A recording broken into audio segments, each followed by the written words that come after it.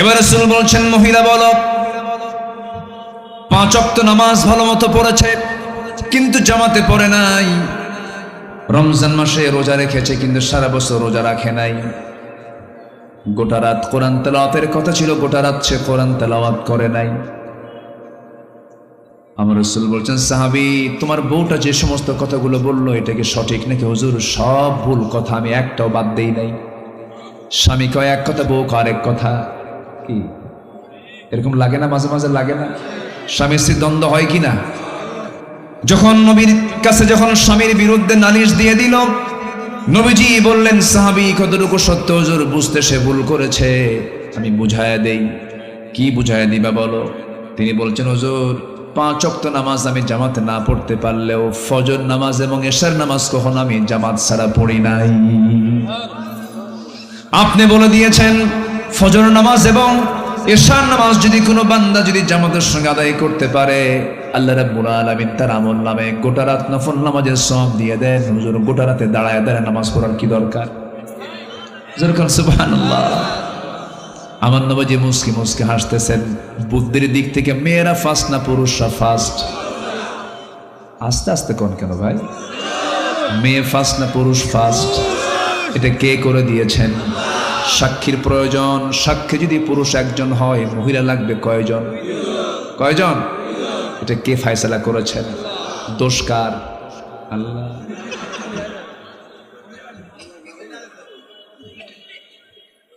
মেয়েদেরকে সম্পত্তি অর্ধেক করে দিয়েছেন, তাও আল্লাহর ফয়সালের, মানে আমার মা ভুল বুঝবেন না, আল্লাহ আপনাদেরকে জ্ঞানটা অর্ধেক করে দিয়েছেন, একটু কম করে দিয়েছেন, কারণ সমান সমান বুদ্ধি হলে কি বোঝেন না কি হবে? ফাইট হবে। আল্লাহ বোঝেন তো, বুদ্ধি সমান সমান হলে পরে মিলবে না, দুইজনই বুদ্ধিজীবী হয়ে যাবে। যত বড় জ্ঞানী মহিলা হোক না কেন, দেখবেন প্রধানমন্ত্রী হলেও, বড় বড় নেতা হলেও, যদি কোনো মহিলা যদি বড় কোনো মহাজ্ঞানী হয়ে যায়, কিন্তু তাদের রান্নাঘরটা দারুণ পছন্দের, রান্নাঘরে তারা যেয়ে বসে। আবার মেয়েদেরকে যখন আপনি প্রশংসা করবেন, পুরুষকে প্রশংসা করলে পরে পুরুষ মাইন্ড করে, আর মেয়েদের যদি আপনি প্রশংসা করতে নিয়ে বলেন, তুমি আমার চোখে, আপনি যদি আপনার বউকে বলেন খুব সুন্দর, আয়নার সামনে গিয়ে বলবে না আমি আসলেই সুন্দর। ঠিক কিনা? এটা মেয়েদের নেচার। কেন দিয়েছেন আল্লাহ রাব্বুল আলামিন? তাদের আকলটাকে একটু খাটো করে দিয়েছেন। আকলটাকে খাটো না করলে পরে তো সংসারের জীবন হতো না। মেয়েদেরকে একটু প্রশংসা করবেন বেশি বেশি, দেখবেন তারা খুব খুশি হয়ে যাবে।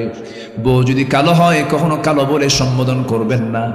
বউ যদি একটু খাটো হয়, খাটো বলে সম্বোধন করবেন। রাসূল মানা করে দিয়েছেন। কোনো স্ত্রীর দুর্নাম কখনো করবেন না। স্ত্রীর কোনো ব্যাড সাইড কখনো স্ত্রীর সামনে প্রকাশ করবেন না। আমার নবী আম্মা জান খাদিজা, নবীজির চাইতে 15 বছরের বড় একজন বুড়ি মহিলা ছিলেন। রাসূল মাঝে মাঝে বলতেন, আমার খাদিজা যদি আমার জীবনের শেষ সময় পর্যন্ত থাকতো, আমার দ্বিতীয় কোনো বিবাহের প্রয়োজন হতো না। যেরকম সুবহানাল্লাহ। আম্মা জান আয়েশাকে বলতেন, আয়েশা, তুমি আমার চোখে সবচেয়ে শ্রেষ্ঠ, আমি তোমাকে দারুণ ভালোবাসি। আমার নবীজি খুব পছন্দ করতেন আম্মা জান আয়েশাকে। মাঝে মাঝে বলতেন, ও হুমায়রা, ও লাল টুকটুকে, ও সুন্দরী, এইদিকে আসো। আপনার বউটাকে আপনি সুন্দর করে সম্বোধন করে ডাক দিন, সুন্দর করে মোহাব্বত করুন, কাছে টানুন। আল্লাহর কসম, পরিবারটা জান্নাতের টুকরা হয়ে যাবে। শাসন দিয়ে বউকে ভালো করতে পারবেন না, পিঠায় বউটাকে ভালো করতে পারবেন না। সুন্দর একটি ব্যবহার করুন, পাশে বসুন, মাঝে মাঝে নিজেই তরকারিটা কুটে দেন, মাঝে মাঝে পাশে বসে বসে তার খেদমত একটু করার চেষ্টা করুন। প্রত্যেক দিন আপনার জন্য কত সুন্দর রান্না বান্না করে, একদিন আপনি নিজেই একটু রান্না করে গিয়ে বসলেন, পাশে একটু বসে গল্প করলেন, একটু খুনসুটি করলেন। আমার নবীজি মাঝে মাঝে করতেন। আমার নবীজির সামনে 4 স্ত্রী একদিন এসে বলতেছে, হুজুর, আপনি সত্যি করে বলুন তো আমাদের মধ্যে গন্ডগোল লাগছে, আপনি সত্যি করে বলুন আমাদের 4 জনের মধ্যে আপনি কাকে সবচেয়ে বেশি ভালোবাসেন? রাসূল বললেন, এমন প্রশ্ন করছো, গন্ডগোল লাগার প্রশ্ন। আমি কার নামটা বলবো এখন বলবো না, কিন্তু চিন্তা ভাবনা করে কালকে বলবো। যাও, পাঠায়া দিলেন।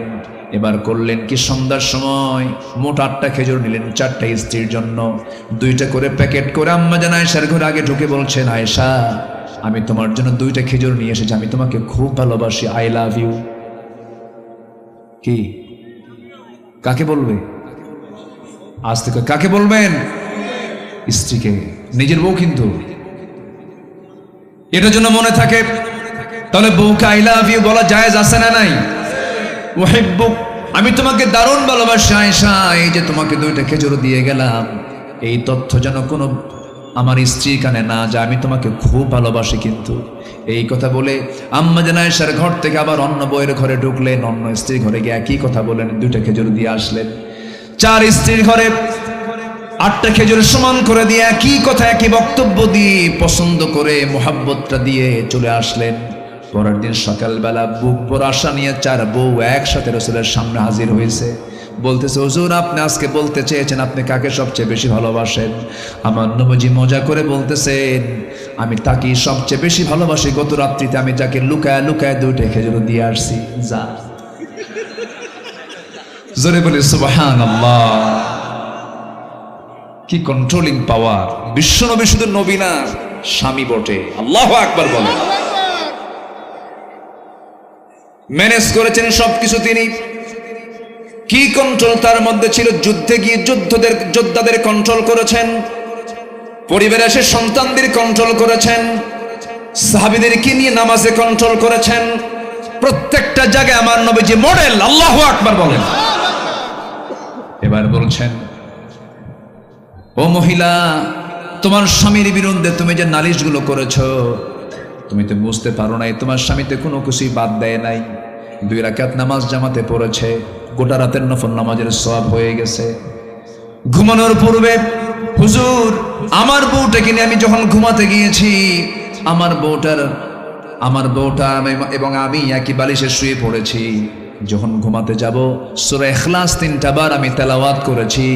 সূরা ইখলাস 3 বার তেলাওয়াত করে করে আমি নিজেও পড়েছি, আমার বউকে শোনাইছি। আপনার বর্ণিত হাদিস, যদি কোনো বান্দা ঘুমানোর পূর্বে যদি 3টা বার সূরা ইখলাস পড়ে ঘুমায়, গোটা কোরআন খতমের সমান সওয়াব তার আমলনামায় আল্লাহ রাব্বুল আলামিন দিয়ে দেন। হুজুর গোটা রাত বসে বসে কোরআন তেলাওয়াতের কি দরকার? এবার রাসূল বললেন, ও আমার মহিলা সাহাবী, তোমার স্বামী তো কোনো কিছু বাদ দেয় না। হুজুরে সে যে এত চালাক তাকে আমি জানছি নাকি? যেরকম সুবহানাল্লাহ।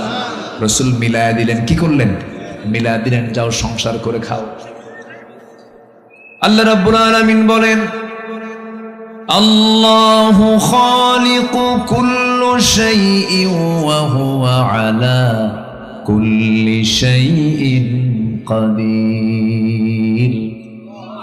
প্রশ্ন করুন, কোরআন বলো মানুষকে কেন সৃষ্টি করা হয়েছে? আমারা আল্লা তা'বুদু ইল্লা ইয়্যাহু যালিকা দ্বীনুল কাইয়্যিম।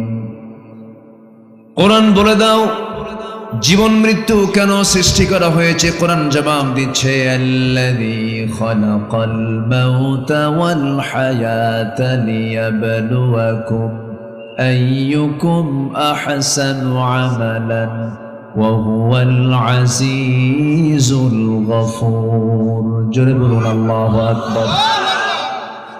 আমার বন্ধুগণ, কোরআনকে প্রশ্ন করুন, কোরআন তোমার কথাগুলো, তোমার নসিহাগুলো, তোমার উপদেশগুলো কারা শুনবে?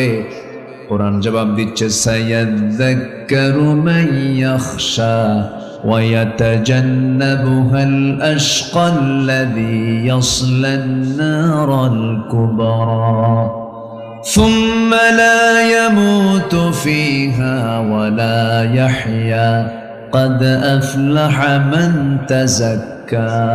জোরে বলুন আল্লাহু আকবার।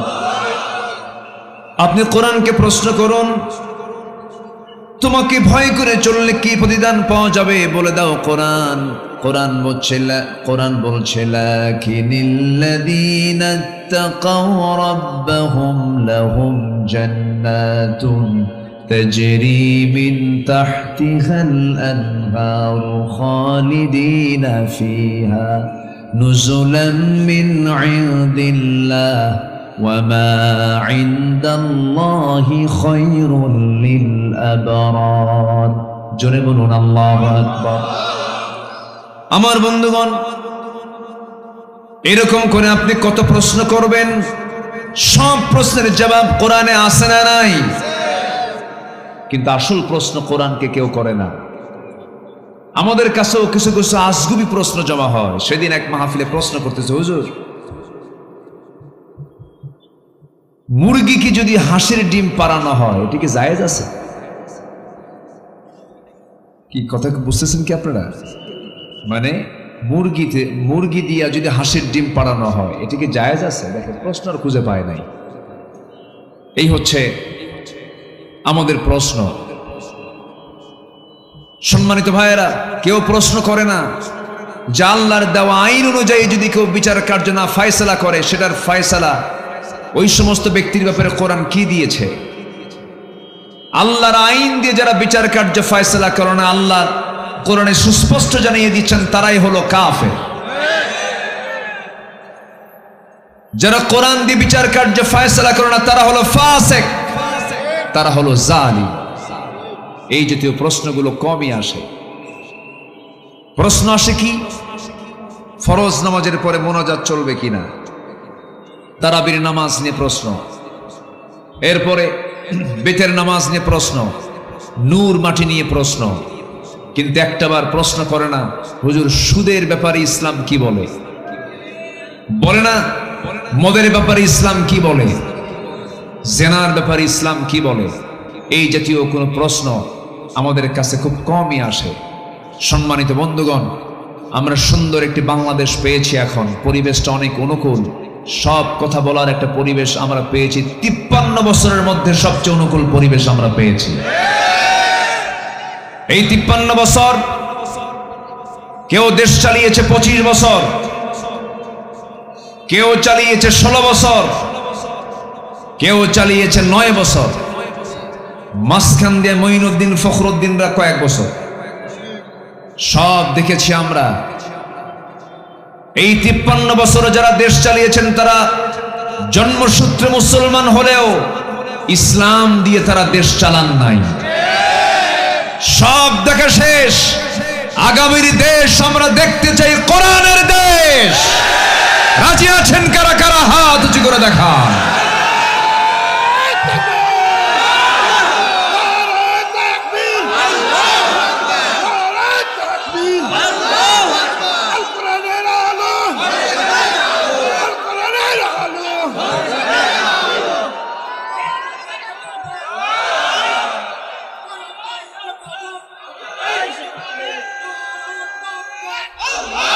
আল্লাহ কবুল করুন, জোরে বলে আমিন, আরো জোরে আমিন।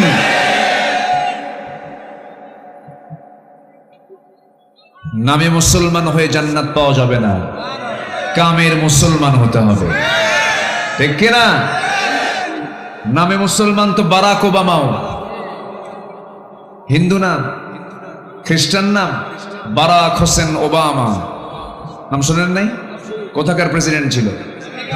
আমেরিকা। এরকম করে বহু লোকের নাম আছে মুসলমান, কিন্তু চরিত্র হচ্ছে তার সম্পূর্ণ ইসলাম পরিপন্থী। আমরা জন্মসূত্রে মুসলমান হয়ে এই পরিচয় দিয়ে আমরা জান্নাত পাবো না। সবার আগে শর্ত হলো ইসলাম থাকতে হবে, ঠিক কিনা বলেন? সমস্যা না? থাক না। ও আমাকে দেখতে সমস্যা হচ্ছে? আচ্ছা, সাউন্ড বক্স কেমনে সরাবে? না না, সবার কথা শুনলে কি আর হয়? সবার কথা শুনবেন কেমনে? এই যে এরা এখন এই পিছন দিক দিয়ে বলে অসুবিধা হয় না, এটা টান দেওয়া দরকার না? তাহলে এটা টান দেওয়া দরকার, এটাও টান দেওয়া দরকার, এটাও টান দেওয়া দরকার। সবই যদি টান দেন, আপনি শুনছেন না হয় লক্ষ মানুষ, কিন্তু এই ক্যামেরা, এই অনলাইন, এই প্রযুক্তি এগুলো শোনায় দিচ্ছে কোটি কোটি মানুষকে।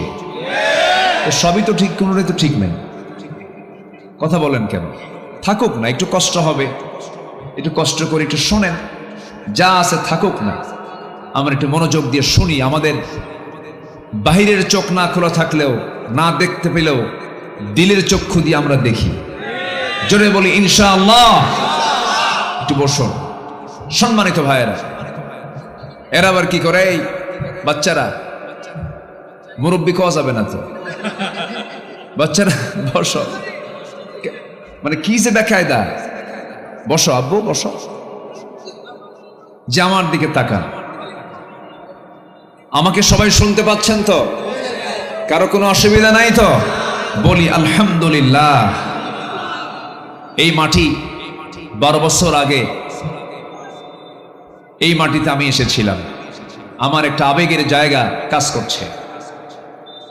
সম্মানিত বন্ধুগণ, একটু মনোযোগ দিয়ে আমরা কথাগুলো শোনার চেষ্টা করি। আমরা এই পৃথিবীতে এসেছি একটা লক্ষ্য নিয়ে, সেটা হলো আমরা খুশি করতে চাই কাকে? আসতে বলবেন না, কাকে? আল্লাহ খুশি হলেই আমরা জান্নাত পাবো। কিন্তু আমাদের ভিতরে সমাজে কিছু লোক আছে, আল্লাহ যেখানে থাকে থাকুক, আমার নেতা খুশি হোক। আছে না নাই? এই 16 বছরের শুধু সংসদে শুনেছি, আমি স্মরণ করছি 1000 বছরের, শুনছি না?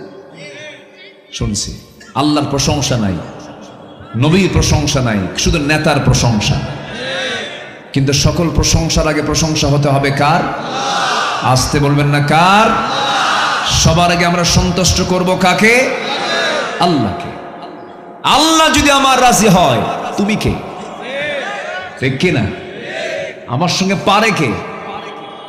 গোটা পৃথিবীর সব মানুষ আমার বিরোধী, কিন্তু আল্লাহকে আমি হাতে নিয়েছি।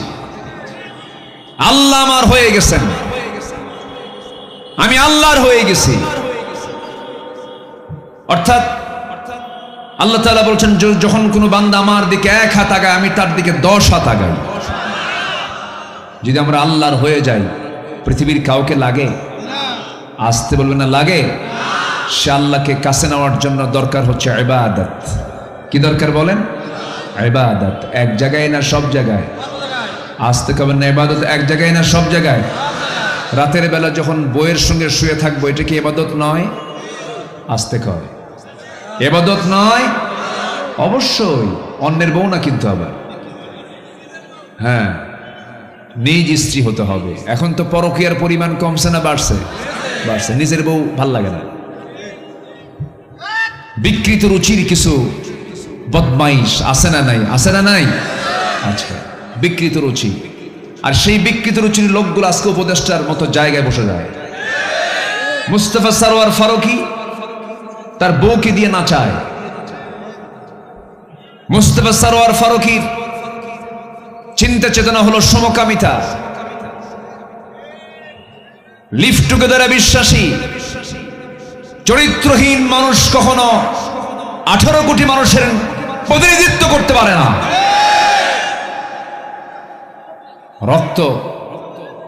রক্ত দিয়েছে যুবকরা, রক্ত দিয়েছে আমার ছাত্ররা, রক্ত দিয়েছে আমাদের সন্তানরা। সন্তানদের রক্তের সঙ্গে প্রতারণা করা যাবে না ভাই। এই বিজয়টা এসেছে, আমাদের ধরে রাখার দরকার আছে না নাই? ধরে রাখতে হবে। তবে এই সম্মান, এই বিজয় ধরে রাখার জন্য সবচেয়ে বড় অস্ত্র হলো সুন্দর চরিত্র। কি বলেন বলেন বলেন বলেন? সুন্দর চরিত্র। ইবাদত দিয়ে আমার নিজের জীবনকে সুন্দর করে সাজিয়ে নিতে হবে। কিন্তু আমি যে ইবাদত করব, ইবাদত আমার কবুল হচ্ছে না, আমার ভিতরে কিছু প্রবলেম আছে। আমার আপনার মধ্যে যদি এই প্রবলেমগুলো থেকে যায়, আমার কোনো দোয়া, কোনো ইবাদত কবুল হবে না। কার কথা? মোটামুটি কোনো বান্দার মধ্যে ভিতরে যদি 10টা অপকর্ম থাকে, 10টা অপকর্ম, অপকাজ যদি থাকে, আল্লাহ তার কোনো ইবাদত কবুল করবেন না। এই 10টা অপকর্মের একটা লম্বা একটা কথা আমাকে বলতে হচ্ছে। আমাকে সময় দিচ্ছেন তো নাকি? আমাকে সবাই সময় দিতে রাজি আছেন তো? আমি এসেছি এখানে মাগরিবের সময়, ভাবছি এসার পরপরই উঠব, কিন্তু আমাকে উঠায়া দিতে দিতে মাহফিলের পোস্টারে লেখা থাকে প্রধান বক্তা, মাহফিল এসে হয়ে যায় শেষ বক্তা।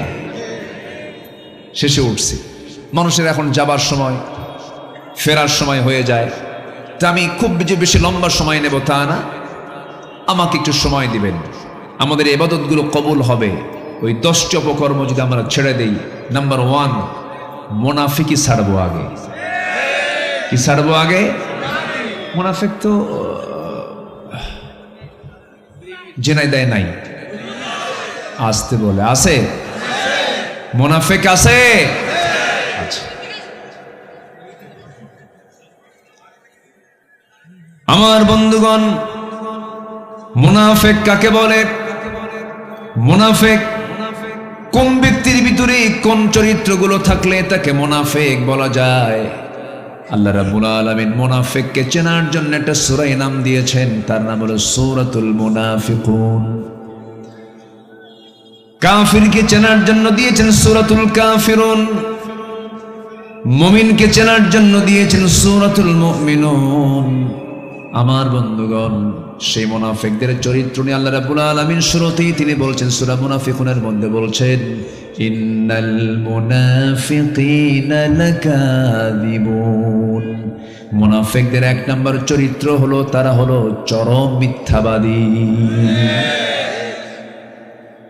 নির্বাচন যখন আসছে সেই সময় ফতোয়া দিয়েছে, সেই সময় নির্বাচনের আগে জাতিকে জানিয়ে দিয়েছে, আগামী নির্বাচনে যদি জিততে পারি মদিনার সনদে দেশ চালাবো। কইছে না? কিসের সনদে? মদিনার সনদ না, মোদির সনদে দেশ চালাইছে।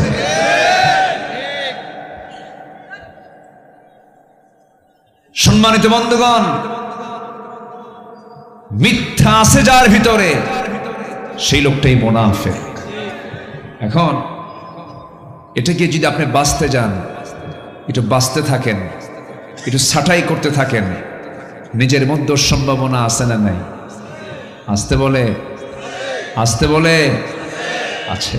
বড় টেনশনের বিষয়। আমার নবীজি একজন প্রিয় সাহাবীর কাছে মদিনায় আমার নবীজি একজন সাহাবীর কাছে মুনাফিকের তালিকা রেখে দিয়েছিলেন।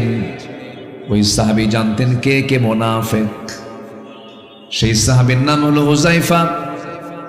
সাইয়েদনা ওমর ফারুক রাদিয়াল্লাহু আনহু একদিন তার সামনে গিয়ে অঝরে ঝাড়ায় কাঁদতেছেন, কেঁদে কেঁদে বলছেন, ভাই হুযায়ফা, দেখো তো তোমার কাছেই তো সমস্ত মুনাফিকের তালিকা আছে, সেই মুনাফিকদের তালিকার মধ্যে আমি ওমর, আমার নামটা আছে কিনা? কে বলতেছে? কে? উনি কি সাধারণ মানুষ? জান্নাতের সংবাদ পেয়েছেন।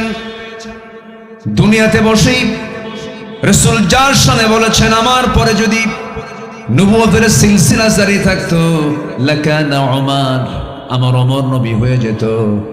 এত বড় গুণ সম্পন্ন একজন মানুষ কেঁদে কেঁদে বলতেছে, দেখো তো আমার নামটা সেই তালিকার মধ্যে আছে কিনা। কি পেরেশান ছিলেন তারা, নিজেকে নিয়ে কি তারা টেনশন করেছেন। সারা রাত সেজদা দিয়ে কেটেছে তাদের রাতগুলো। দিনের বেলা ঘোড়ার পিঠে চলেছে, এত ভালো নেক আমলগুলো করেছেন। কি বড় একজন শাসক তিনি ছিলেন। সেই সময়ের শাসক আর বর্তমান হালের শাসকের মধ্যে কি তফাৎ দেখেন। ছোট্ট একটা ইতিহাস বললেই স্পষ্ট হয়ে যাবে। প্রথম খলিফার নাম কি বলেন? বলেন? আবু বকর রাদিয়াল্লাহু তাআলা আনহু যেদিন খেলাফতের মসনদে বসে গেলেন, সেই দিন আবু বকর সিদ্দিক রাদিয়াল্লাহু তাআলা আনহু শেষ রাত্রিবেলা আগের থেকেই খেদমত করতেন। খেলাফতের দায়িত্ব পাওয়ার পরও খেদমত ছাড়েন নাই। তার ঘরের সঙ্গে একটা ঘর ছিল, তার প্রতিবেশী বুড়ি একজন মহিলা ছিল, যার স্বামী নাই, ছেলে নাই, মেয়ে নাই, কোন সন্তানাদি নাই। সাইয়েদনা আবু বকর সিদ্দিক রাদিয়াল্লাহু তাআলা আনহু সেই বুড়ি মহিলার ঘরে প্রত্যেক রাতে ঢুকতেন। শেষ রাত্রে ঢুকে বুড়ি মহিলার কাপড় চোপড় ধুয়ে দিতেন, গোসল করায়া দিতেন, পানি আগায়া দিতেন, খাবার দাবার জোগাড় করে দিতেন। সাইয়েদনা ওমর ফারুক একদিন তা দেখে ফেললেন। দেখে ফেলে বলছেন, ভাই আবু বকর, খেলাফতের দায়িত্ব পেয়েছেন, এই খেদমতগুলো অন্তত আপনি আমাদের করার সুযোগ দিয়ে দেন। প্রথম খলিফা বলছেন, ওমর, হাসরের ময়দানে তোমার আমলনামা কিন্তু আমার পিঠে আসবে না, আমাকে আমার আমলনামা করতে দাও। 2 বছর খেলাফতের দায়িত্ব পালন করেছেন সাইয়েদনা ওমর ফারুক রাদিয়াল্লাহু আনহু। প্রথম খলিফার ইন্তেকালের পরে তিনি খেলাফতের দায়িত্ব পালন করলেন। প্রথম খলিফার ইন্তেকালের পর ওই বুড়ি মহিলাকে দেখতে যাবে কে? সাইয়েদনা ওমর ফারুক দেখতে গেছেন, খেদমত করতে গেছেন। প্রথম দিন বুড়ি জানে না প্রথম খলিফার ইন্তেকাল হয়ে গেছে। সাইয়েদনা ওমর ফারুক রাদিয়াল্লাহু তাআলা আনহু ভিতরে ঢুকলেন, বুড়িমার কাপড় চোপড়গুলো ধুয়ে দিলেন, সেবা করলেন, গোসলের পানিগুলো আগায় দিলেন, খাবার দাবার গুলো জোগাড় করে দিলেন। বুড়ি জানে না প্রথম খলিফার ইন্তেকাল হয়ে গেছে। যখন খেতে বসেছেন, খেজুর যখন তার সামনে রেখে দেওয়া হয়েছে ধুয়ে, সেই খেজুরগুলো খেতে নিয়ে খেজুরের মধ্যে বিচিটা যখন তার মুখে লেগেছে, সেই সময় তিনি নিশ্চিত হতে পেরেছেন প্রথম খলিফা আবু বকর আর দুনিয়াতে নাই। কারণ আমার আবু বকর যখন আমাকে খেজুরগুলো দিত, খেজুরের বিচিগুলো সরে দিয়ে আমাকে খেজুরগুলো আমার সামনে দিত। আমার বন্ধুগণ, আমার ভাইরা, কি শাসন তাদের আমলে ছিল, কি শাসক তারা ছিলেন। নদীর দরিয়ার পানি পর্যন্ত তাদের কথা শুনেছে। দরিয়া শুকে গেছে, পানি নাই। জনগণ গিয়ে বলেছে, ওমর আবাদ হচ্ছে না, সব ধুলায় বালু হয়ে গেছে, সব ধুলায় মলিন হয়ে গেছে, শুকনা হয়ে গেছে, জমিন আবাদ নাই, সেচের ব্যবস্থা নাই, পানি নাই, কি করা যায়? সাইয়েদনা ওমর ফারুক রাদিয়াল্লাহু তাআলা আনহু কাগজে লিখলেন, সেই কাগজটা ভাঁজ করে বললেন, শোনো, দরিয়ার মধ্যে এটা ছেড়ে দাও। দরিয়ায় ছেড়ে দেওয়ার সঙ্গে সঙ্গে উপচে পড়া পানির ঢেউ চলে আসা শুরু হয়ে গেছে। আমার বন্ধুগণ, খলিফার সঙ্গে কথা হবে কার? আসতে বলবেন না কার? শাসক বলবে কার সঙ্গে কথা? আসতে বলবেন না কার সঙ্গে কথা? শাসক ভরসা করবে কার উপরে? কিন্তু ইতিপূর্বে যত শাসক আমার দেশে কাজ করেছে তাদের ভরসা ছিল রাশিয়া, আমেরিকা, দিল্লি, ঠিক কিনা? আমেরিকা আমাকে বাঁচাবে না, ভারত আমাকে বাঁচাবে না, ইউরোপ আমাকে বাঁচাবে না, কোন পরাশক্তি আমাকে বাঁচাবে না। আমাকে বাঁচাবেন যিনি, তিনি আমার কে? আসতে বলবেন না, তিনি আমার কে? একটু অসভ্য সমাজ, বড় বড় সমাজকে রাসূল একটা সুতার কাঠিতে আবদ্ধ করে পৃথিবীর সেরা জাতি উপহার দিয়েছেন। আরবের লোকের মতো জঘন্য মানুষ পৃথিবীতে কখনো কোথাও ছিল না, যারা একটা ভাঙ্গা পাতিলকে কেন্দ্র করে যুগের পরে যুগ যুদ্ধ লেগে রাখত। যারা হজে গিয়েছেন, সেই স্থানটা এখনো সাক্ষী হয়ে আছে। জীবন্ত মেয়ে সন্তান, নারী সন্তানকে তারা পুঁতে মারত, হত্যা করত। নারী সমাজের কোনো মূল্যায়ন সেই যুগে ছিল না। ওই যুগের নারী সন্তান জন্ম হওয়াকে তারা এটা একটা বিপদ মনে করত, বিপদের কারণ তারা মনে করত। সম্মানিত ভাইয়েরা, সেই যুগে আমার রাসূল নারীকে এমন মর্যাদা দিলেন, রাসূল বললেন, যার ঘরে মেয়ে আছে তার জন্য একটা জান্নাত, এবং নারীর পায়ের নিচে আল্লাহ তাআলা 8টা জান্নাত রেখে দিয়েছেন। আজকে সেই নারীও পৃথিবীর কাছে আজকে হয়ে গেছে একটা ভোগের সামগ্রীর মতো, পণ্য সামগ্রীর মতো, যা ছিল 1500 বছর আগে ওই আরবের ওই সমাজে। আজকে বলা হচ্ছে স্বাধীনতার নামে মেয়েদেরকে উলঙ্গ করে রাস্তায় বের করানো। মেয়েরা উলঙ্গ হয়ে রাস্তায় বের হওয়া তাদের সম্মানের না, এটা অপমানের। বরঞ্চ নারীদের চামড়াকে ঢেকে দেওয়া, পর্দার পরিবেশে রাখাই হলো তাদের সম্মান রক্ষার একমাত্র হাতিয়ার। সম্মানিত ভাইয়েরা, আমার নবীর সামনে এক সাহাবী, সুন্দর চেহারার অধিকারী, নবীর সামনে দাঁড়িয়ে কালিমা ঘোষণা করলেন, ইসলাম কবুল করে নিয়েই হাউমাউ করে কাঁদেন। রাসূল বলছেন, সাহাবী, তুমি দিন গ্রহণ করার পর আবার কাঁদো কেন? হুজুর, ইসলাম তো কবুল করছে, কিন্তু কোনোদিন আমি এরকম মনে করি নাই, কিন্তু ইসলাম গ্রহণের পর আমার একটা বিষয় খুব উকি মারতেছে। কি সেই বিষয়টা? হলো আপনি বলে দিয়েছেন আমাকে আমার সব গুনাহ মাফ হয়েছে, কিন্তু আমার কাছে মনে হয় সব গুনাহ মাফ হলেও একটা গুনাহ আমার মাফ হয় না, সেটা হলো খুনের গুনাহ। কি খুন করেছে তুমি বলো? হুজুর, নিজের হাতে নিজের মেয়েকে আমি খুন করেছি। কেমন করে? ওই যুগের সময়, ওই যুগের কারণে, ওই সময়ের কারণে মেয়ে সন্তানকে আমি মনে করতাম বিপদের কারণ। হত্যা করেছি। আমার নবীজির সামনে হাঁটু গেড়ে দিয়ে বসে থাকে সেই সাহাবীর সামনে রাসূল তাকিয়ে থেকে বলছেন, একটু বলো তো, একটু শুনি, তুমি কেমন করে মারলে তোমার নিজের মেয়েকে? সাহাবী নবীর সামনে বর্ণনা করছেন, এমন ভাবে বর্ণনা করছিলেন, সিরাত গ্রন্থে এসেছে নবীজির চোখের কোনা বেয়ে বেয়ে টপ টপ করে পানি পড়ছিল। সাহাবী বলছেন, ইয়া রাসূলুল্লাহ, আমার স্ত্রীর গর্ভে সন্তান আসলো। বললাম, যাও বাবার বাড়ি, ছেলে হলে নিয়ে আসবা, মেয়ে হলে জীবন্ত পুঁতে হত্যা করবে, এটাই আমার অর্ডার। বউটা আমাকে না বলে মেয়ে সন্তান হয়েছে, মারে নাই, ধীরে ধীরে সন্তানকে বড় করেছে। সন্তানকে বড় করার পরে যখন 6 বছর বয়স, হঠাৎ করে আমার দৃষ্টিগোচর হলো, আমার চোখের সামনে পড়ে গেছে আমার মতো নখ, আমার মতো হাত, আমার মতো চোখ, আমার মতো কপাল, আমার মতো মাথার চুল। চট করে ধরে ফেললাম, বউটার সামনে দাঁড় করায় বললাম, বউ সত্যি করে বলো তো, আল্লাহর কসম করে বলো, এই সন্তানটা কার সন্তান? সঙ্গে সঙ্গে আমার বউটা বলতেছে, আপনার সন্তানের তথ্য আমি কতক্ষণ গোপন করবো, এই সন্তানটা আমাদের ঔরস থেকে এসেছে। হুজুর, আমি অগ্নিশর্মা হয়ে গেলাম, প্রচন্ড ক্ষেপে গেলাম, রেগে গেলাম। বউটাকে বুঝতে দিলাম না, সমাজের কারণে এতটাই পাশবিক হয়ে গেলাম, অভিনয় শুরু করে দিলাম। মেয়েটাকে কোলের মধ্যে নিয়ে আদর করে করে বলছি, মা তোমাকে আমি বহুদিন আদর করি না, তুমি আমার একমাত্র মেয়ে, তোমাকে বেড়াতে নিয়ে যাব। এইরকম করে আমি তাকে ফাঁকিবাজি করে ফাঁকি দিয়া সুন্দর পোশাক পরে নানির বাড়ির নাম করে রওনা দিলাম। নানির বাড়ির দিকে না রওনা দিয়া আমি চললাম জঙ্গলের দিকে। জঙ্গল পার হচ্ছি, মেয়েটার মুখ ধীরে ধীরে ছোট হয়ে যাচ্ছে। জঙ্গল পার হয়ে গেলাম, সামনে দুপুরবেলা কোদাল হাতে নিলাম, গর্ত খনন শুরু করে দিলাম। বারবার মেয়েটা বলে, বাবা নানির বাড়ি তুমি নাকি যাবে, তুমি এখানে গর্ত খনন কেন করো, কি হয়েছে?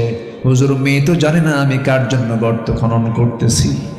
আমার মুখে দাড়ি ছিল, দাড়ির মধ্যে আমার মেয়েটা তার কচি হাত নখগুলো ঢুকায় দিয়ে আমার সেই দাড়ি থেকে ময়লাগুলো, মাটিগুলো সরায় সরায় বারবার দিচ্ছে। আমি ঘেমে যাই, ঘরমাক্ত দেহ থেকে ঘামগুলো মুছে দেবার জন্য গামছা দিয়া ঘামগুলো বারবার মুছে মুছে দিয়ে বলে, বাবা এত ঘামতেছো কেন, এত কষ্ট করছো কেন, গর্ত খনন করে তুমি কি করবা? আমার আদর করে, আমার দাড়ির ময়লা সাফ করে দেয়, আমার গায়ের ঘাম গামছা দিয়ে মুছে দেয়। আমি কিচ্ছু বললাম না। গর্ত খনন যখন শেষ হয়ে গেছে, মেয়েটাকে বললাম, মা দেখো তো গর্ত খনন কেমন হয়েছে। আমার মেয়েটা মুচকি হাসি মেরে গর্তের কাছে গিয়ে যখন উকি মেরে দেখতে নিয়েছে সরল মনে, আমি পিছন দিকে চলে আসলাম। পিছন দিকে চলে এসে সজোরে পিছন দিক থেকে এমন জোরে ধাক্কা মারলাম, এক ধাক্কায় বাচ্চাটা উপর হয়ে পড়ে গেল গর্তের মধ্যে। চট করে চিত হয়ে দুইটা হাত এক জায়গায় করে বলছে, বাবা বুঝতে পেরেছি আমার আম্মার কথাটাই সত্যি, আমার মার কথাই সত্যি। বাবা তুমি আজকে আমাকে মেরে ফেলার জন্য কিনে নিয়ে এসেছো। বাবা আমি জানি তুমি আজকে আমাকে মেরেই ফেলবে, কিন্তু একটাবার তুমি আমাকে চান্স দিয়ে দাও।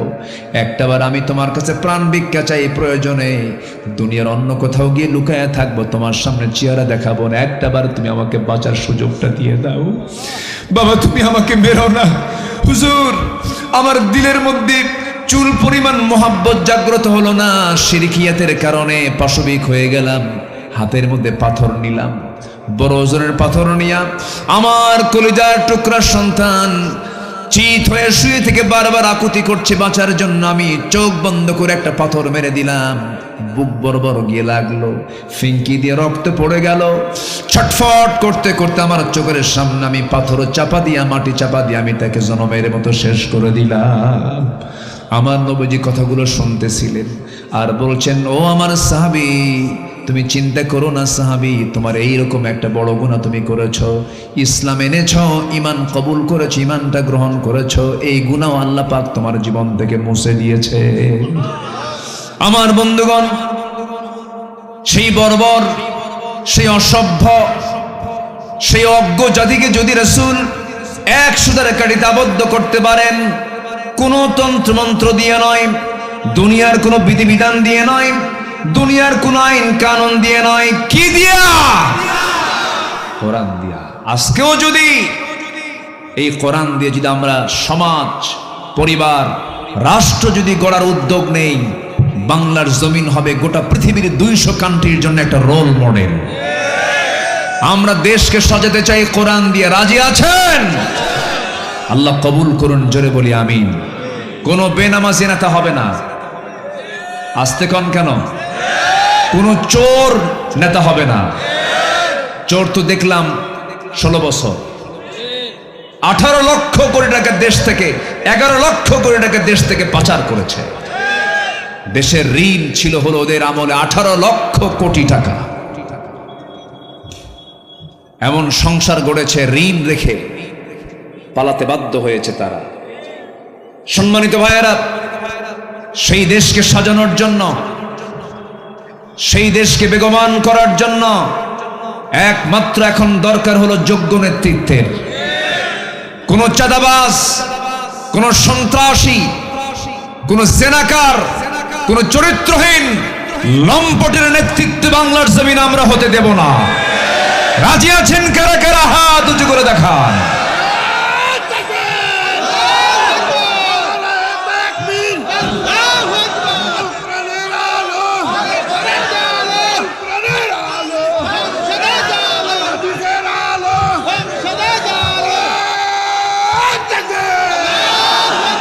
আল্লাহ কবুল করুন, জোরে বলে আমিন।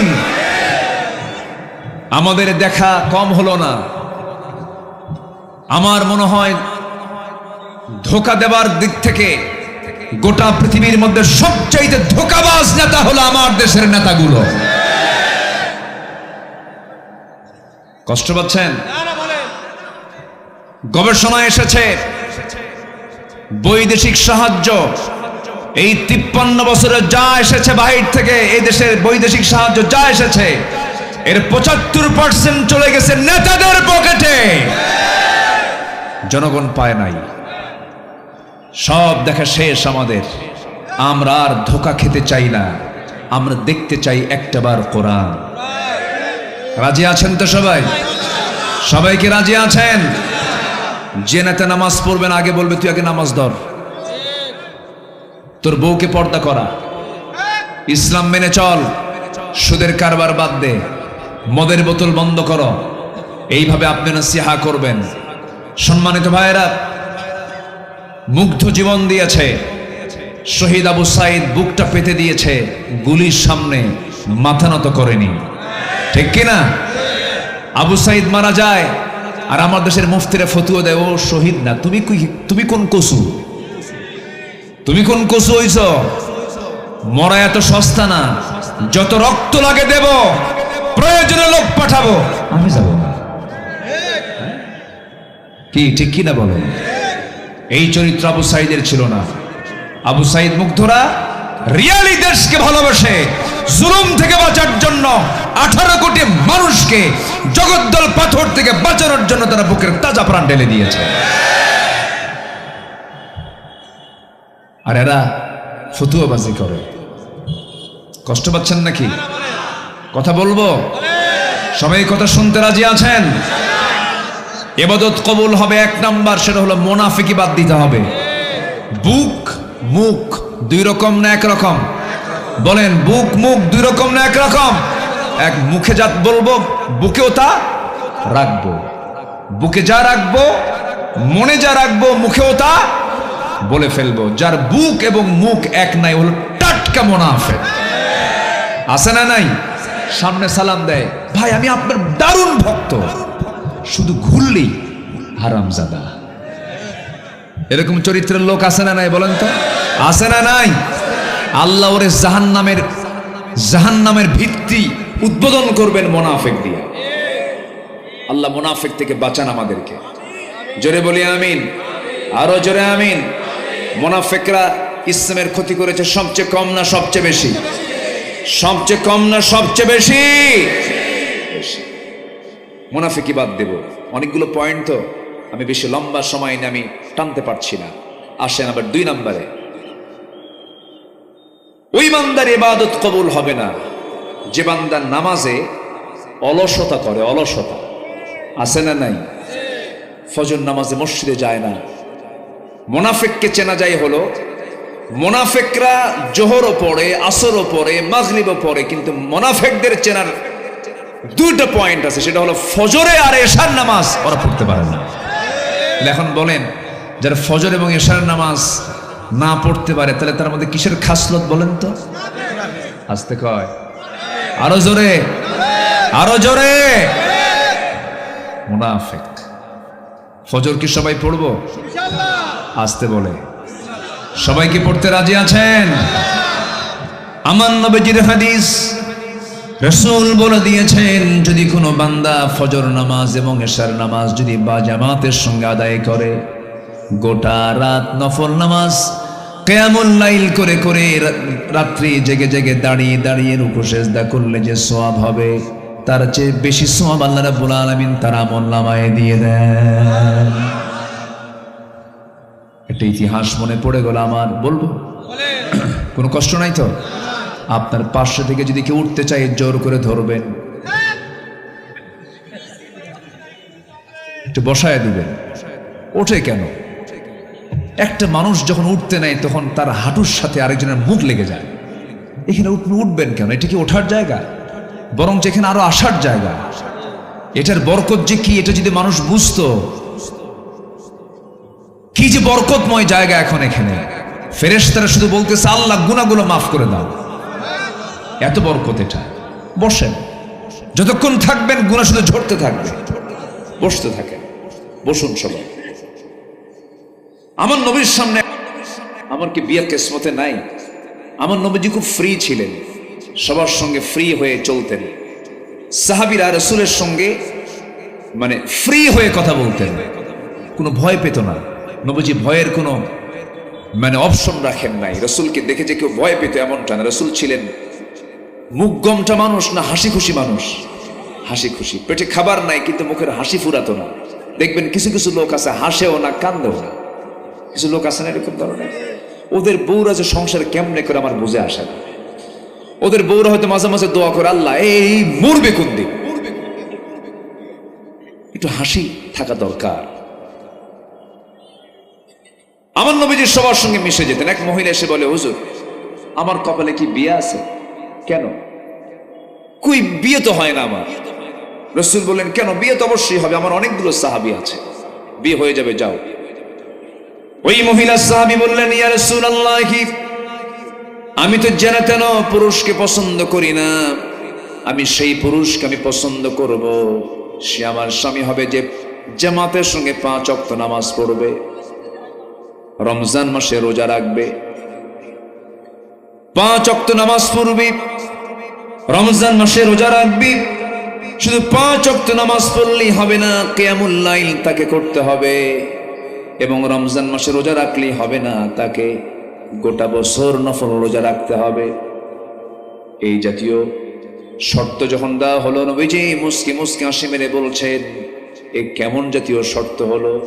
গোটা রাত নামাজ পড়বে, 5 ওয়াক্ত নামাজ পড়বে, রমজান মাসে রোজা রাখবে, গোটা বছর রোজা রাখবে, বইয়ের হক আদায় হবে কখন? কি কথা কি বুঝতেছেন? এত বড় শর্তগুলো, শর্ত যখন নবীর কানে চলে গেল, রাসূল বললেন, ঠিক আছে মহিলা, দেখি আমি চেষ্টা করে দেখব, দেখি কি করা যায়। নবীজি প্রস্তাব দিলেন। হঠাৎ করে সামনে থেকে একজন সাহাবী মুস্কি হাসি মেরে বলছে, হুজুর আমি রাজি আছি, আমি তারে বিয়ে করব। বিয়ে হয়ে গেল। বিয়ে হয়ে যাওয়ার কয়েক মাস পরে নবীর সামনে মহিলা এসে বলতেছে, ইয়া রাসূলুল্লাহ, যে শর্তের ভিত্তিতে বিয়ে হয়েছিল আমার স্বামী কোনো শর্ত রাখে নাই, সব শর্ত ভঙ্গ করেছে। রাসূল বলেন, মহিলা, তুমি যার বিরুদ্ধে নালিশ করতে এসেছো সে তো তোমার স্বামী হতে পারে, কিন্তু সে তোমার সাহাবী। এক মুখে কথা শুনবো না, তোমার স্বামীকেও হাজির করো। বিচারকের দায়িত্ব এক মুখে কথা শোনা না, 2 মুখে কথা শোনা।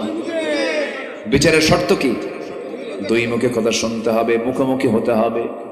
কিন্তু বিগত 16 বছর যে রায়গুলো হয়েছে, 2 পক্ষ না 1 পক্ষ। অটো রায়। কি রায়? অটো রায়। সাকা চৌধুরী নাম শুনেছেন তো? সালাউদ্দিন কাদের চৌধুরী। সালাউদ্দিন কাদের চৌধুরী, যাকে ট্রাইব্যুনালের রায় দিয়ে চট্টগ্রামের একজন বড় একজন নেতা ছিল, হেভিওয়েট একজন নেতা ছিল। তার বাবা ছিল একজন পাকিস্তান পার্লামেন্টের একজন স্পিকার, অনেক বড় লিডার তিনি ছিলেন। তার ছেলে সালাউদ্দিন কাদের চৌধুরী উনি ওই ট্রাইব্যুনালকে বলেছিলেন এটা অচল ট্রাইব্যুনাল, বুক উঁচু করে বলেছিলেন, অনেক শক্ত শক্ত কথা বলেছিলেন। সম্মানিত ভাইয়েরা, সম্মানিত বন্ধুগণ, যে রায়গুলো হয়েছে আল্লামা সাঈদীর বিরুদ্ধে, যে মামলা হয়েছিল, যে মামলা সাজিয়েছিল, সেই মামলার যে 1 নম্বর সাক্ষী সরকার পক্ষের, তার সঙ্গে আমার দেখা হয়েছিল পিরোজপুর গত 17 অগাস্ট। শুকরঞ্জন বালি, আমি তাকে বললাম, দাদা বাবু, আপনি হলেন সরকার পক্ষের সাক্ষী, আপনি আমাদের পক্ষে আসলেন কেমনে? বলে, এত বড় নির্জলা মিথ্যা কথা কি বলা যায়? আমার চোখে সাঈদীর মতো ভালো মানুষ আমার চোখে দ্বিতীয়টা পড়ে নাই। একটা হিন্দু, তাকে ইন্ডিয়ায় ঢুকায় দেওয়া হলো, 5টা বছর জেল খেটেছে, হাত পা গুঁড়ো করে দিয়েছে, তাকে অনেক প্রস্তাব দিয়েছে, এরপরেও কোন প্রস্তাবে তাকে রাজি করানো যায় নাই। তার ঈমান নাই, কিন্তু ঈমানের গুণ আছে। আর আমার দেশে কিছু কাঠমোল্লা আছে, এলেম আছে, কিন্তু মুনাফিকি করে ঈমান বিক্রি করে ফেলে। কি রায়গুলো দিল? সাক্ষী, কোন সাক্ষী? ঘটনা হলো 71, সাক্ষীর জন্ম হলো 76। সাক্ষীর জন্ম যদি 76 হয় আর ঘটনা যদি 71 হয়, তাহলে দেখলো কেমনে? রুহের জগৎ থেকে দেখছে। কিসের জগৎ থেকে? রুহের জগৎ থেকে। কম কথা। রায়গুলো দিয়ে দিল। আল্লামা সাঈদীকে শেষ পর্যন্ত তারা শেষ করতে পারছে না। ওদের গাজলে এই জনপ্রিয় ব্যক্তিকে রাখা তো আমাদের জন্য চরম বিপদের কারণ। এই কথা চিন্তা করে তারা করলো একটা নাটক সাজানো। 15 অগাস্টের আগের দিন থেকে নাটক সাজায়া একটা সুস্থ মানুষকে হসপিটাল, কি বল, জেলখানা থেকে বের করে সুস্থ মানুষকে নিয়ে গেল হসপিটালে। সন্তানদের সঙ্গে সাক্ষাতের সুযোগ করতে দেওয়া হলো না। জেলখানা থেকে সুস্থ মানুষকে ধরে হসপিটালে ভর্তি করায় একজন সুস্থ মানুষ হাসি মুখে ঢুকলেন। জেলখানায় আটকিয়ে রেখে পয়জনিং করে, বিষ প্রয়োগ করে তাকে শহীদ করা হলো। এই তাফসীর মাহফিলের এই প্ল্যাটফর্ম ছিল তার প্ল্যাটফর্ম। অতএব তারই গড়ানো এই প্ল্যাটফর্ম থেকে জানাতে চাই, যাদের চক্রান্তের মধ্য দিয়ে আল্লামা সাঈদীকে হত্যা করা হয়েছে, অবিলম্বে তাদেরকে গ্রেফতার করা হোক, চূড়ান্তমূলক শাস্তি নিশ্চিত করা হোক। চান কারা কারা? হাত উঁচু করে দেখা।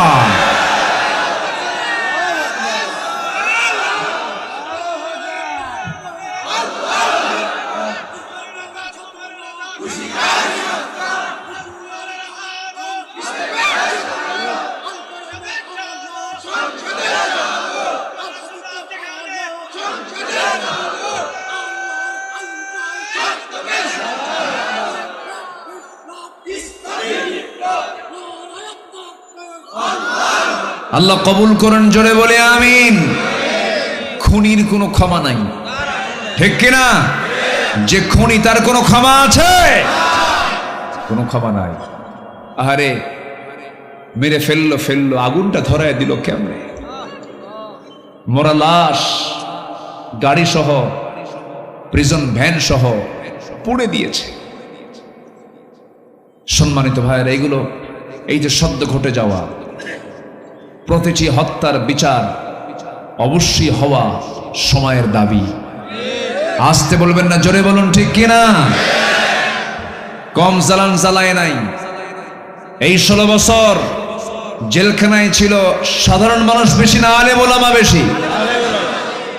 আমারও নিয়ে গেছিল, আমারও নিছে সবার আগে, শুরুর দিকে। 2014 সালে আমার প্রথম মামলা হয়। 2000 সালে এই সরকার যখন 96 আসে, 96 শেষে 2000-এর একটু আগ দিয়ে তারা একটা আইন পাশ করেছিল, জননিরাপত্তা আইন, মানে গদি নিরাপত্তা আইন পাশ করেছিল। সে আইনের ধারায় আমার বিরুদ্ধে মামলা হয়। সেই সময় ব্যারিস্টার মওদুদ আহমদ হাইকোর্ট থেকে একটা আগাম জামিন আমি নেই। এরপরে আবার নির্বাচন হলো, সরকার নতুন চলে আসলো। আবার 2008-এর পরে এই গভর্নমেন্ট আসার পর যে মামলা হয়েছে, সেই মামলায় আমাকে জড়ানো হয়েছে। 2018 সালের দিকে হঠাৎ করে পুলিশ আমার বাড়িতে ঘেরাও করে ফেলেছে, ধরে নিয়ে চলে গেল। জেলখানায় ঢুকলাম, বলে হুজুর একটু থাকেন। ঢুকলাম ভিতরে, সামনে এক মুরব্বী দাঁড়ানো জেলখানার ভিতরে। আমারে দেখে সালাম একখান লম্বা দিল, দিয়া কয় হুজুর আপনি জেলখানায়, খুব খুশি হয়েছি। বললাম এটা আবার কেমন কথা? জেলখানায় ঢুকলাম আমি, আপনি খুশি হলেন কেন? হুজুর দূর থেকে ওয়াজ শুনি, এত শখ, মুসাফা করব পারি না, কথা বলবো পারি না, মনের তৃপ্তি মতো আপনাকে দেখার এত ইচ্ছা পারি নাই, আর এত সহজে ধরা দিলেন, এ কি বেজার হওয়ার কথা? বয়স 85 বছর তো, উনি ওনার আবেগ থেকে বললেন। বললাম চাচা আপনি কেন জেলখানায়? বাবা আমার বিরুদ্ধে মামলা দিছে, কি বিস্ফোরক। বললাম কেন, আপনি কোথায় বোমা মারছেন? কে বাবা খালি বোমা না, ককটেল। বলো তো, আমাকে বলতেছে বলো তো বাবা, আমার এই চামড়া কুচকানো হাত উঁচা করতে পারি না, আমি নাকি এই হাতে নাকি বোমা মারছি। 85 বছরের বৃদ্ধ মানুষের নামে মামলা দিয়েছে, বিস্ফোরক মামলা। এগুলো হাস্যরসের কারণ হয়েছিল। সম্মানিত ভাইয়েরা, ফেরাউন বেঁচে ছিল 1600 বছর, এরা ছিল 16 বছর। সংখ্যার যে মিল হলো কেমনে বুঝলাম না, কি ঠিক কিনা? অনেক কিছু করেছে। আল্লাহ পারে না? আল্লাহ পারে না? খালি কই খেলা হবে। এই কথাটাই তো আপত্তিকর।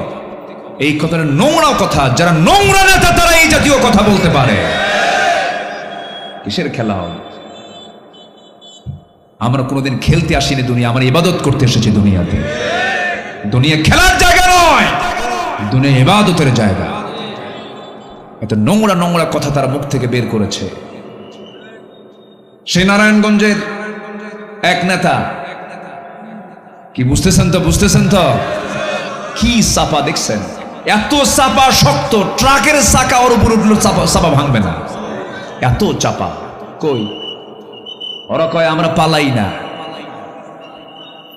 আমরা পালাই না। তো গেছে কই? সম্মানিত ভাইয়ের, এই দেশের আলেমরা কোথাও পালায় নাই, ঠিক কিনা? আলেমরা পালায় নাই। আলেমরা বরঞ্চ বিদেশে থাকলে বিদেশ থেকে ফিরে এসেছে। আল্লামা সাঈদীর সাথে একই বছর 2009 সালে হজ করেছি। ওনাকে বলা হলো আপনি দেশে ফিরবেন না, ট্রাইব্যুনাল গঠন হচ্ছে। উনি বলছেন আমি কেন ফিরবো না, আমার দল আমার কর্মীরা আমার দেশে মার খাবে, আমি কেন থাকবো? উনি ফিরে এসেছেন দেশে, জেল কেটেছেন 13 বছর। শেষ বিদায় নিয়েছেন হাসি মুখে, জাতিকে বুঝাইয়া দিয়েছেন আমি খুশি। আলেমরা পালায় না। ওরা রাজাকার বলে গালি দিয়েছে, পাকিস্তানের রাজাকার বলেছে, কেউ পাকিস্তান যায় নাই। আর এই সমস্ত বেয়াদবরা সব ভারতের দিল্লি গিয়ে জমা হয়ে গেছে।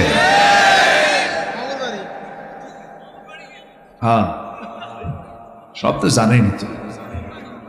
সম্মানিত ভাইয়েরা, আমরা দেশকে ভালোবাসি। কি দেশকে ভালোবাসি না? আমরা দেশকে ভালোবাসি না? দেশে 18 কোটি মানুষ, কতগুলো পরিবার, মুসলিম পরিবার, কাউকে বিয়াই বানালো না, বিয়াই বাড়ি বানাইছে আমেরিকা। দেশের ভালোবাসা আমরা বুঝি। ব্যবসা বাণিজ্য দেশে করো, দুর্নীতি করেছো, দেশের টাকা দেশে রাখো। যারা দেশের টাকা পাচার করে তাদের ফাঁসি হওয়া উচিত, ঠিক কিনা? দেশকে কারা ভালোবাসা আমরা জানি। রাগ করছেন নাকি? রাগ করছেন? এই মাহফিলকে বন্ধ করে দিয়েছে যারা, কারা? যারা বন্ধ করে দিয়েছে তারা শিক্ষা নয় ইতিহাস থেকে। কোরআনকে অচল করলে তোমরা অচল হয়ে যাবা। কোরআনকে অচল করতে পারবে না। সবাই কি নামাজ পড়তে রাজি আছেন? এক মহিলার কথা বলতেছিলাম, মনে আছে আপনাদের? বলবো? লাইনে যাই, আবার যাই, লাইনে যাই। কতক্ষণ আছেন আপনারা? হ্যাঁ সারা রাত?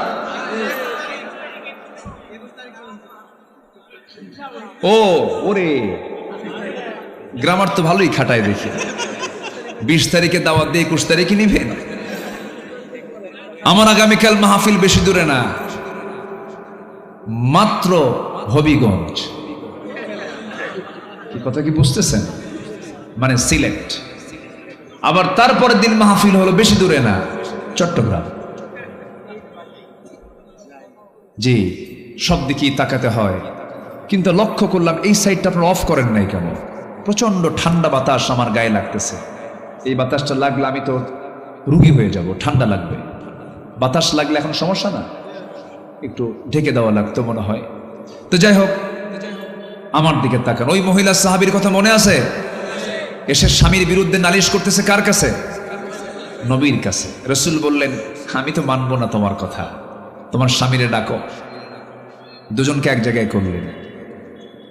এবার রাসূল বলছেন, মহিলা বলো, 5 ওয়াক্ত নামাজ ভালো মতো পড়েছে কিন্তু জামাতে পড়ে নাই। রমজান মাসে রোজা রেখেছে কিন্তু সারা বছর রোজা রাখে নাই। গোটা রাত কোরআন তেলাওয়াতের কথা ছিল, গোটা রাত সে কোরআন তেলাওয়াত করে নাই। আমার রাসূল বলছেন, সাহাবী, তোমার বউটা যে সমস্ত কথাগুলো বললো এটা কি সঠিক নাকি? হুজুর, সব ভুল কথা, আমি একটাও বাদ দেই নাই।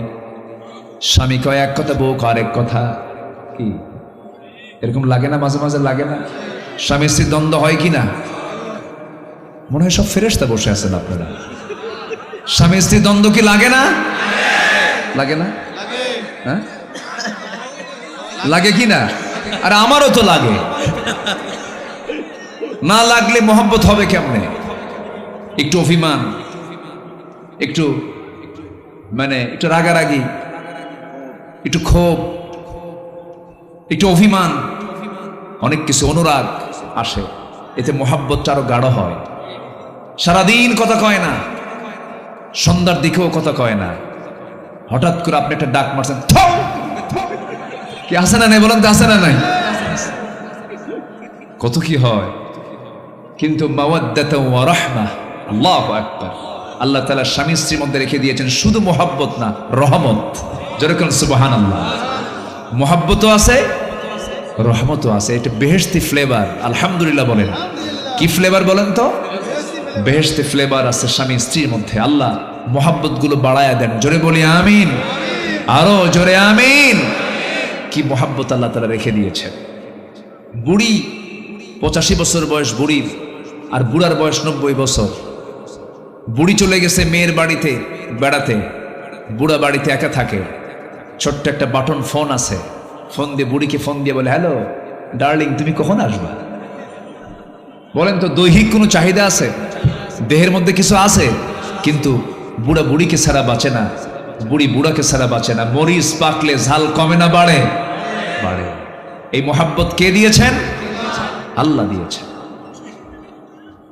যখন নবীর কাছে যখন স্বামীর বিরুদ্ধে নালিশ দিয়ে দিল, নবীজি বললেন, সাহাবী, কতটুকু সত্য হুজুর? বুঝতে সে ভুল করেছে, আমি বুঝায়া দেই।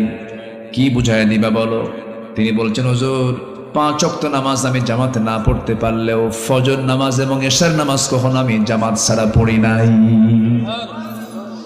আপনি বলে দিয়েছেন ফজর নামাজ এবং এশার নামাজ যদি কোনো বান্দা যদি জামাতের সঙ্গে আদায় করতে পারে, আল্লাহ রাব্বুল আলামিন তার আমল নামে গোটা রাত নফল নামাজের সওয়াব দিয়ে দেন। হুজুর, গোটা রাতে দাঁড়ায় দাঁড়ায় নামাজ পড়ার কি দরকার?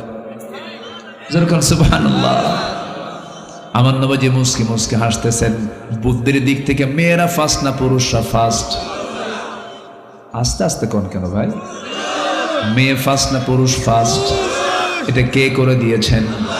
সাক্ষীর প্রয়োজন। সাক্ষী যদি পুরুষ একজন হয়, মহিলা লাগবে কয়জন? কয়জন?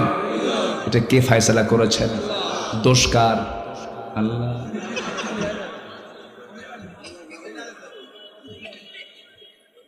মেয়েদেরকে সম্পত্তি অর্ধেক করে দিয়েছেন, তাও আল্লাহর ফয়সালের মানে আমার মা ভুল বুঝবেন না, আল্লাহ আপনাদেরকে জ্ঞানটা অর্ধেক করে দিয়েছেন, একটু কম করে দিয়েছেন। কারণ সমান সমান বুদ্ধি হলে কি বোঝেন না, কি হবে? ফাইট হবে। আল্লাহ বোঝেন তো, বুদ্ধি সমান সমান হলে পরে মিলবে না। দুইজনই বুদ্ধিজীবী হয়ে যাবে। যত বড় জ্ঞানী মহিলা হোক না কেন, দেখবেন প্রধানমন্ত্রী হলেও, বড় বড় নেতা হলেও, যদি কোনো মহিলা যদি বড় কোনো মহাজ্ঞানী হয়ে যায়, কিন্তু তাদের রান্নাঘরটা দারুণ পছন্দের, রান্না করে তারা যেয়ে বসে। আবার মেয়েদেরকে যখন আপনি প্রশংসা করবেন, পুরুষকে প্রশংসা করলে পরে পুরুষ মাইন্ড করে। আর মেয়েদের যদি আপনি প্রশংসা করতে নিয়ে বলেন তুমি আমার চোখে, আপনি যদি আপনার বউকে বলেন খুব সুন্দর, আয়নার সামনে গিয়ে বলবে না আমি আসলেই সুন্দর। ঠিক কিনা? এটা মেয়েদের নেচার। কেন দিয়েছেন আল্লাহ রাব্বুল আলামিন? তাদের আকলটাকে একটু খাটো করে দিয়েছেন। আকলটাকে খাটো না করলে পরে তো সংসারের জীবন হতো না। মেয়েদেরকে একটু প্রশংসা করবেন বেশি বেশি, দেখবেন তারা খুব খুশি হয়ে যাবে। বউ যদি কালো হয় কখনো কালো বলে সম্বোধন করবেন না, বউ যদি একটু খাটো হয় খাটো বলে সম্বোধন করবেন। রাসূল মানা করে দিয়েছেন। কোনো স্ত্রীর দুর্নাম কখনো করবেন না, স্ত্রীর কোনো ব্যাড সাইড কখনো স্ত্রীর সামনে প্রকাশ করবেন না। আমার নবী আম্মা জান খাদিজা নবীজির চাইতে 15 বছরের বড় একজন বুড়ি মহিলা ছিলেন। রাসূল মাঝে মাঝে বলতেন আমার খাদিজা যদি আমার জীবনের শেষ সময় পর্যন্ত থাকতো, আমার দ্বিতীয় কোনো বিবাহের প্রয়োজন হতো না। জোরে বলুন সুবহানাল্লাহ।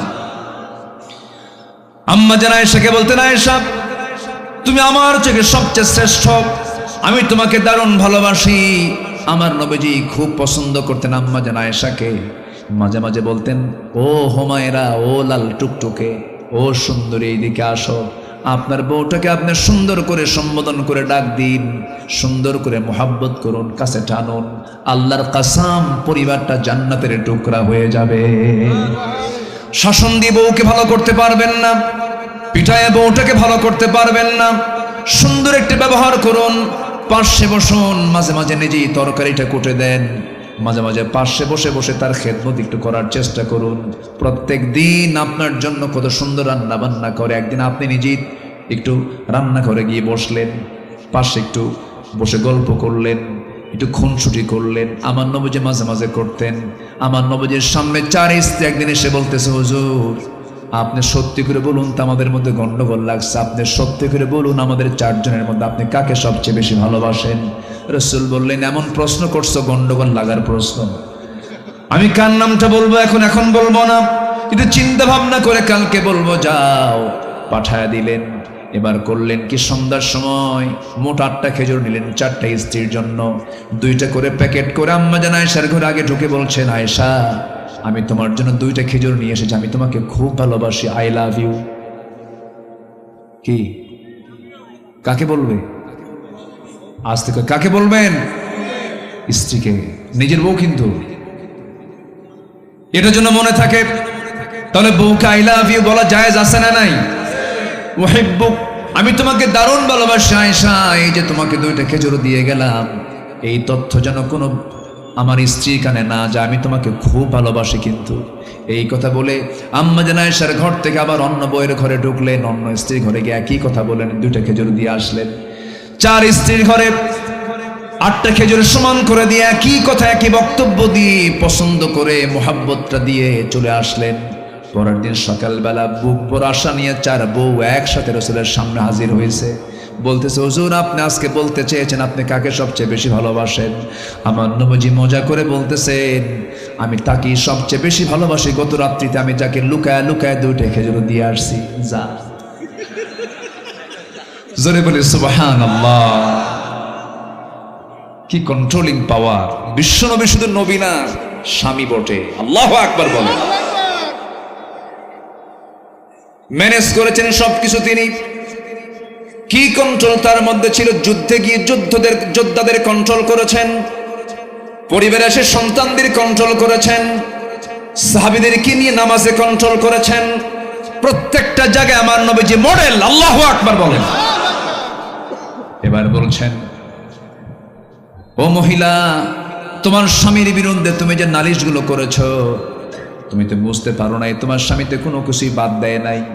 2 রাকাত নামাজ জামাতে পড়েছে, গোটা রাতের নফল নামাজের সওয়াব হয়ে গেছে। ঘুমানোর পূর্বে হুজুর আমার বউটাকে নিয়ে আমি যখন ঘুমাতে গিয়েছি, আমার বউটা এবং আমি একই বালিশে শুয়ে পড়েছি। যখন ঘুমাতে যাব সূরা ইখলাস 3টা বার আমি তেলাওয়াত করেছি। সূরা ইখলাস 3 বার তেলাওয়াত করে করে আমি নিজেও পড়েছি, আমার বউকে শোনাইছি। আপনার বর্ণিত হাদিস, যদি কোনো বান্দা ঘুমানোর পূর্বে যদি 3টা বার সূরা ইখলাস পড়ে ঘুমায়, গোটা কোরআন খতমের সমান সব তার আমলনামায় আল্লাহ রাব্বুল আলামিন দিয়ে দেন। হুজুর, গোটা রাত বসে বসে কোরআন তেলাওয়াতের কি দরকার? এবার রাসূল বললেন, ও আমার মহিলা সাহাবী, তোমার স্বামী তো কোনো কিছু বাদ দেয় না। হুজুরে, সে যে এত চালাক তাকে আমি জানছি নাকি? যেরকম সুবহানাল্লাহ। রাসূল মিলায়া দিলেন। কি করলেন? মিলায়া দিলেন, যাও সংসার করে খাও।